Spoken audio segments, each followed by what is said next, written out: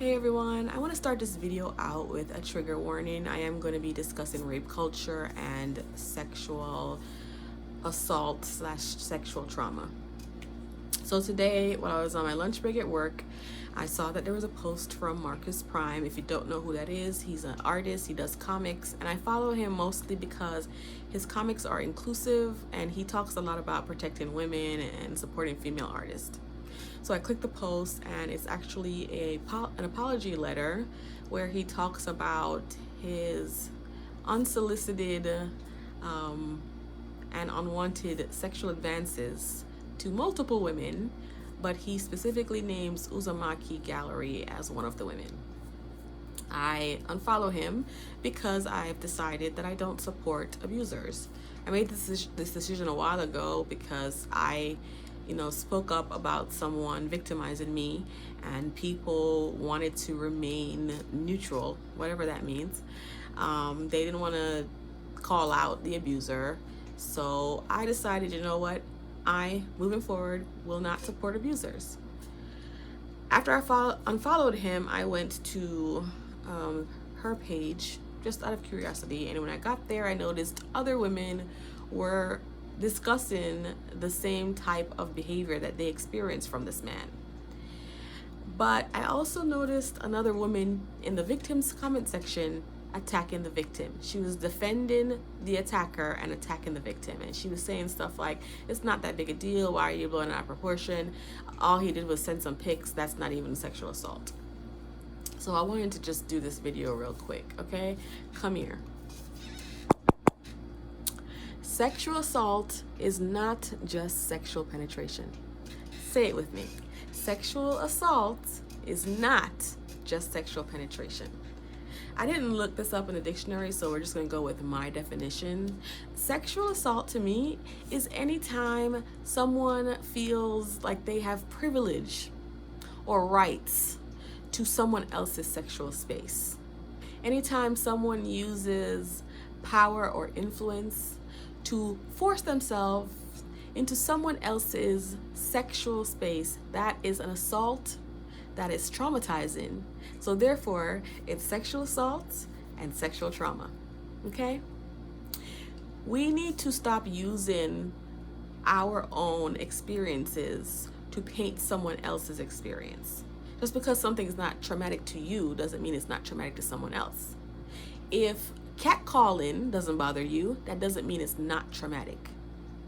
If someone grinding up on you or groping you doesn't bother you, okay, but that doesn't mean it's not traumatic or an assault to someone else.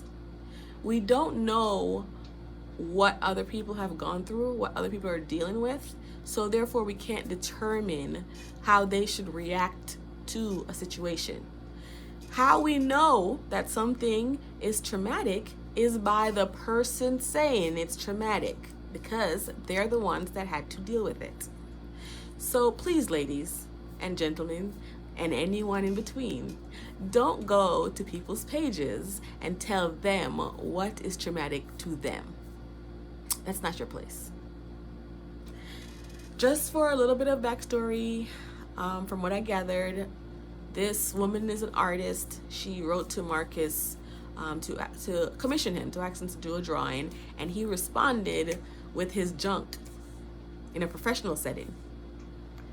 I don't understand why anyone, specifically a woman, would go to another woman's page to make excuses for that kind of behavior. But this is a thing that continues to happen. I see it all the time. I remember when R. Kelly was going back and forth to court, people were making comments about him and this child that he assaulted and saying stuff like, well, why would he want her when he could have all of this? Or if that was me, I wouldn't say anything. He could do anything he wants to me. Or with all that money, she should just be quiet and let him buy her stuff. What is wrong with y'all? What's wrong with y'all? Why would women even think to do that? It's crazy because women are already struggling. We are already dealing with so much aggression and so much abuse. And then when we muster up the strength to speak our truth, y'all come in and try to beat us down again. How? Why? Where? When?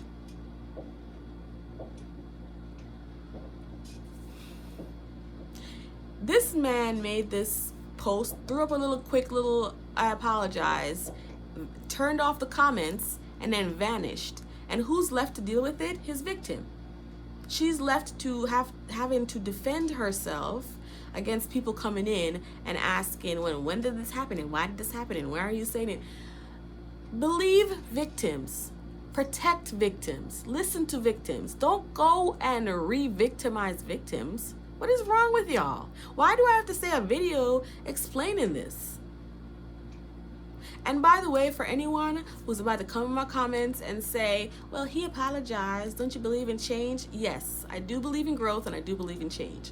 So if Markus Prime had made a statement, you know, back when he was making all these protect women and support women posts and said, hey guys, you know, I've done some things in my past that I'm now realizing may have traumatized some women, definitely wasn't appropriate behavior, I should probably look into that and fix it. Absolutely, I would say, yeah, he is growing and changing.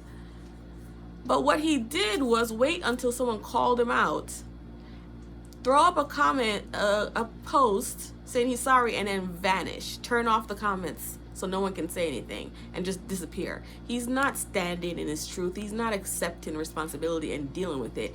He's leaving his victim to have to clean up his mess. And to me, that is not a real apology. That is all I have to say about that. Well, it's not all, but it's all I can say in this video without making it go on forever. So, guys, let's come together and create a space where victims can actually talk about what happened to them so they can heal. Let's not re-victimize victims. I hope you all are practicing self-love and self-care and having the best day you can possibly have. Bye.